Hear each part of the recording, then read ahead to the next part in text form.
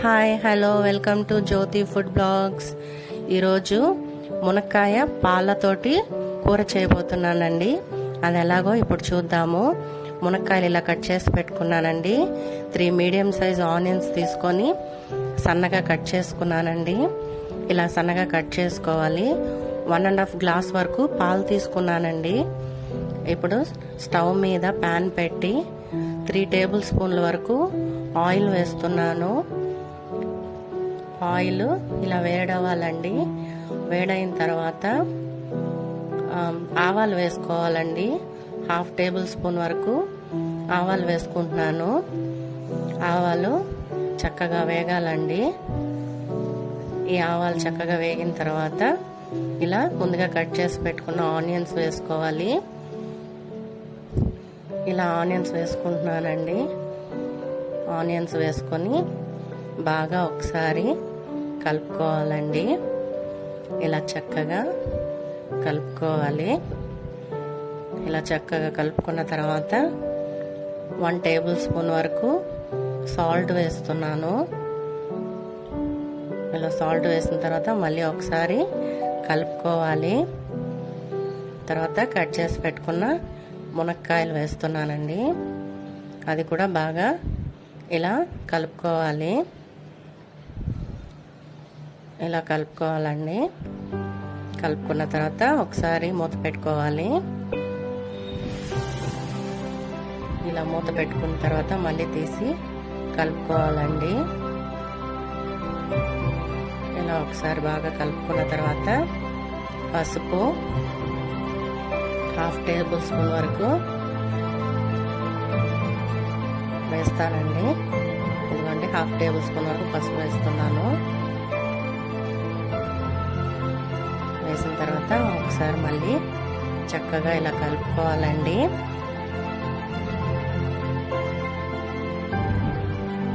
ఇలా చక్కగా కలుపుకున్న తర్వాత ఇలా చక్కగా కలుపుకోవాలి. బాగా వేగుతాయండి. చూడండి, ఇలా చక్కగా వేపుకోవాలి. వేగిన తర్వాత 1/2 గ్లాస్ వరకు వాటర్ పోసుకుంటున్నాను. ఇలా 1/2 గ్లాస్ వరకు వాటర్ పోసుకున్న తర్వాత చక్కగా ఒకసారి ఇలా కలుపుకోవాలండి.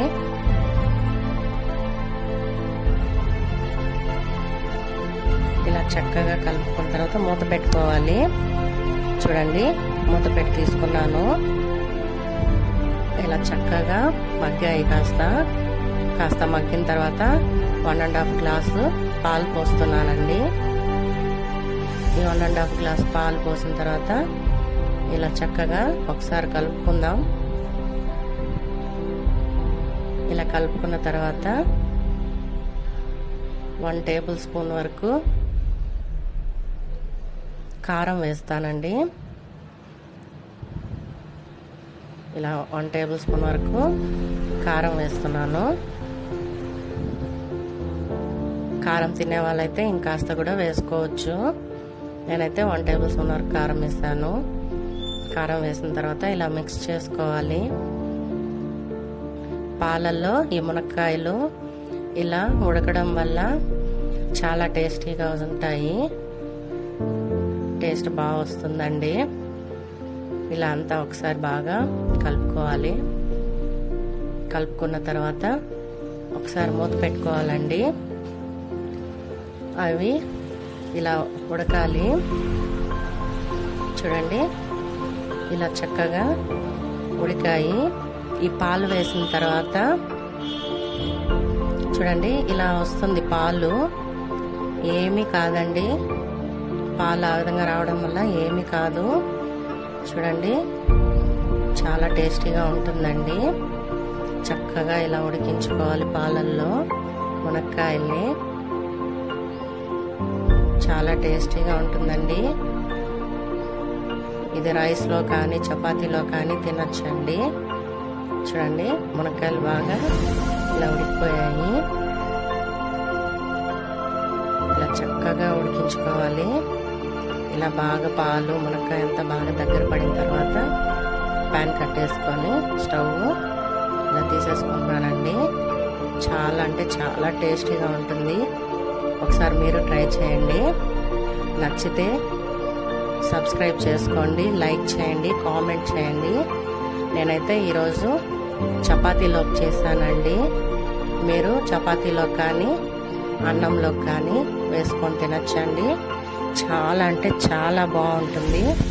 ఒక్కసారి ట్రై చేయండి.